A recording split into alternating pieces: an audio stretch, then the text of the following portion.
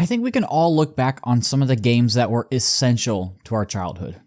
Mario, Club Penguin, Pong if you're a geriatric boomer. Yet somehow a lot of us have grown out of these games. And you know what? That's okay. It's okay to grow out of certain games, because unlike you, these games aren't designed to grow with you. I'm Ouroboros. Let's talk.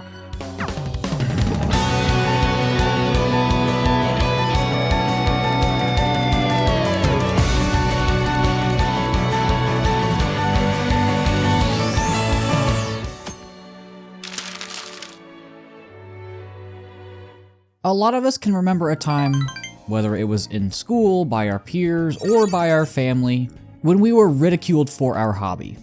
It didn't really matter what we were playing. It could have been Zelda or Halo. Games still maintain a childish connotation to some people. Despite the industry's best efforts to shake that label, it's still there. And while things have certainly changed a lot over the past decade, and the growth of the gaming medium has far surpassed its humble origins, that stigma still exists among the ignorant. I think that many of these childhood games are still amazing experiences. I was never really a fan of Mario games growing up. Despite that, I still picked up Mario Odyssey when it came out for Switch. I beat it and thought it was a great game. Even though I really didn't click with the game, I recognized its greatness. However, the Zelda series has always been near and dear to my heart. I've played nearly all of the mainline games to some extent. Obviously now, as an adult, my taste in games has shifted, but I always grab the newest titles on release and enjoy what new things Nintendo cooks up. I remember playing through the Great Deku Tree when I was younger. My older cousin briefly lived with my family and he grew up on the N64. Naturally, I looked up to him and he let me play it. He was like the cool older brother that I never really had. He had set up a projector to play games on the entire wall of his bedroom. Unfortunately, when I got to the Goma fight, I saw the massive spider and freaked out. I was around 8 at the time and had nightmares that night, so that was the end of that. I would eventually go on to play the Game Boy and DS Zelda games and would eventually not freak out when facing towering bosses. Probably because I could just close the small screen and come back at a later time once I felt prepared, but let's just ignore that little fact for a moment. And so I continued to play the series. It felt nice to progressively experience more mature stories and larger worlds. Going from the cartoonish world of Phantom Hourglass and Spirit Tracks to the dark, brooding tragedies of Twilight Princess and Majora's Mask felt like the games were changing with me. Of course, I played many of these games far after their release, but that still holds true for the modern series. Breath of the Wild and Tears of the Kingdom felt like they were made for an older audience. They expect you to do the cognitive heavy lifting. Nintendo just kinda plops you in a world and lets you figure things out. Death is the best teacher, after all. I find myself invested more in this series as I get older because it felt like something that has aged with me.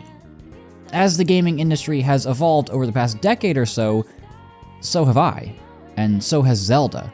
It's almost become Nintendo's darling baby. They take their sweet time to let this series cook.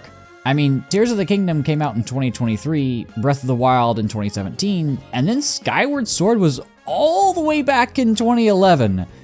So we've only gotten 3 new 3D titles in 14 years.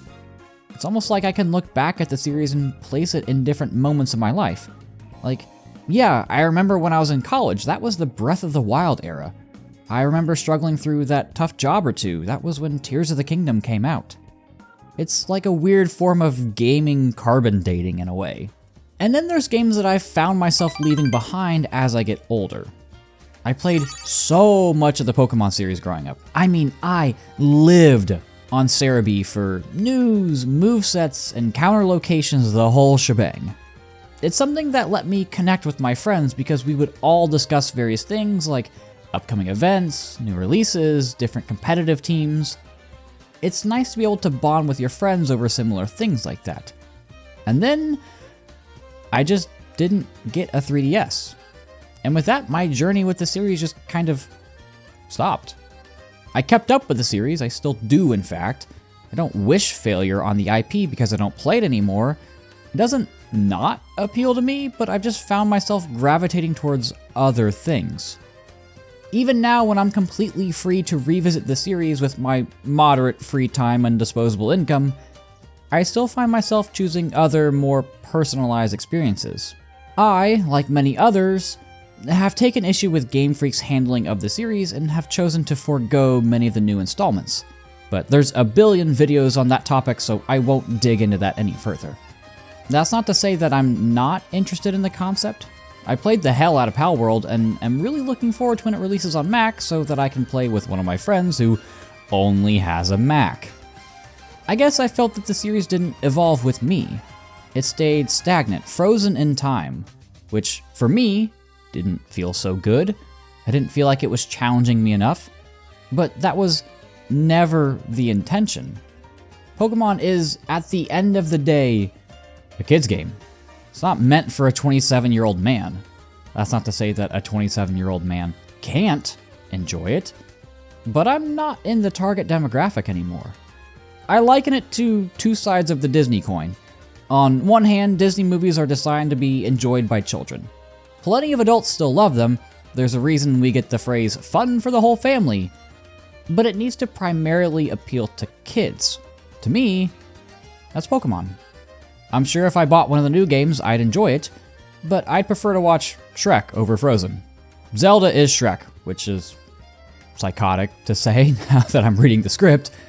It's a movie that, yeah, it can definitely be enjoyed by kids, but I feel like that you miss out so much of it if you aren't old enough to grasp some of its concepts or mechanics.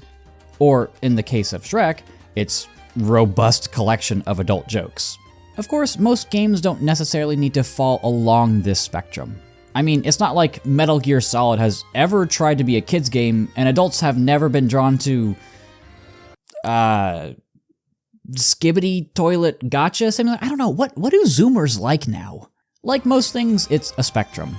Simultaneously, there are some games that don't evolve too much, and everyone just loves them. Smash and Mario Kart are great examples of this. I mean, if you're at a buddy's house and they suggest a few rounds of Smash or some races in kart, are you really gonna say no to that? Those are just simple fun that are so accessible that they become a staple of gaming. Regardless, I think it's okay to recognize when games just aren't for you anymore. That's not a bad thing. On the contrary, knowing when to let something go is a sign not only of maturing as a person, but also of just change. If everything else about you is changing and evolving over time, why shouldn't this change as well? I think the sooner we can come to terms with that, the sooner we can start simply enjoying the games that we want to enjoy. There's no sense in holding on to the past versions of ourselves. Yeah, nostalgia can be a great feeling, but I would much rather move on and enjoy what's important, what's impactful, what's meaningful to me, the current me. Maybe I'm just rambling at this point, maybe I'm just too desperate to move on, but like anything, there's a good balance to be had. We can look back fondly of past games and remember the good times, but realize that they aren't for us and look to the future. I've grown out of certain games. Not all games, just some. I'm grateful for the times that I had with them, but I'm eager to see what's in store for the future. Thanks for watching.